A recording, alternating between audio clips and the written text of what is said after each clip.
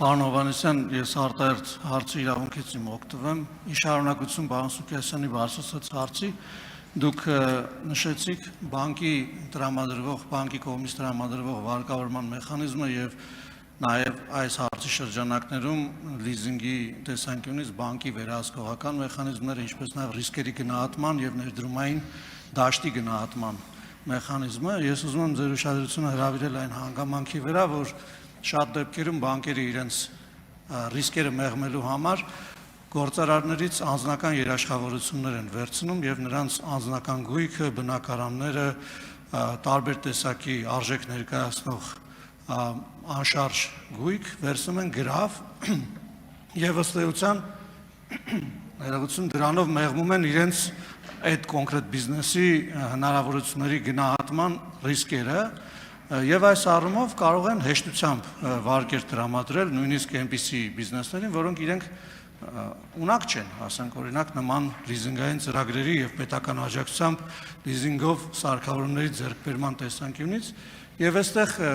շատ երկրներում ընդունված պրակտիկա կա, որ օրինակ ապահովագրում են բիզնեսմենի իր անձնական գույքով երաշխավորելու դեպքում հնարավորությունները եւ եւս մեկ ոնց որ ինստիտուտ են ավելացնում, որը հնարավորություն է տալիս գնահատել դրա բիզնեսի վարկառության հնարավորությունները եւ միգուցե նման պետական ծրագրեր իրականացնելու դեպքում հնարավորություն տրվի ապահովագրական կազմակերպությունների միջոցով նույնպես վերցնել այս ռիսկային դաշտը վերահսկողության տակ, նաեւ ապահովագրելու մեր հազարավոր գյուղացիներին, նաեւ գործարարներին, որոնք որ ուզում են զարգանալ, բայց հաշվի առնելով տարբեր հանգամանքներ, տարբեր ռիսկեր, նաև իրենց անձնական երաշխավորություններն են տալիս։ Կխնդրեի այս մասով նույնպես մանրամասնեք արդյոք նման ծրագրեր կան, թե ոչ։ Շնորհակալություն, պարոն Արշակյան։ Իհարկե, այդ խնդիրը, որը դուք բարձրացնում եք, դա բարդ խնդիր է եւ շատ մեծ կապ ունի Հայաստանում ձեռնարկատիրության կամ կորպորատիվ զարգացման մշակույթի հետ։ Ինչպես գիտեք, Հայաստանում շատ մասնավոր ընկերություններ ունեն փոքր կապիտալներ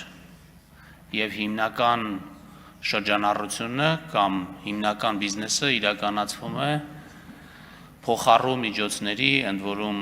սեփականատերերի կողմից տրամադրված փոխառու միջոցների հաշվին եւ մենք պետքա մտածենք այնպիսի խթաններ ստեղծենք, որպիսի ընկերությունների կապիտալիզացիան մեծանա եւ որպիսի բանկերը, որոնք ըստ էության ռիսկ են կիսում տնտեսվարողի հետ, ավելի վստահ լինեն, որ այն գումարները, որը իրենք տալիս են կազմակերպություններին, այդ գումարները հետ են ստանալու։ Եթե այդ ռիսկերը մեծ են, բնականաբար կազմակերպությունները, ֆինանսական կազմակերպությունները գրավներ են ուզում, որպեսզի իրենց, որովհետև այդ գումարներն էլ, որոնք տալիս են, դրանք ավանդատուների գումարներն են, որովհետև այդտեղ ռիսկի կառավարման հարց կա, սա շարունակական բարձրացում է, պետք է զուգահեռ զարգանան այս համակարգերը, սա մեր ուշադրության կենտրոնում է, բայց բնականաբար մենք հետագա նաև մեր քաղաքականությունների համատեքստում պետք է այս ընկերությունների կորպորատիվ կառավարման եւ կապիտալիզացիայի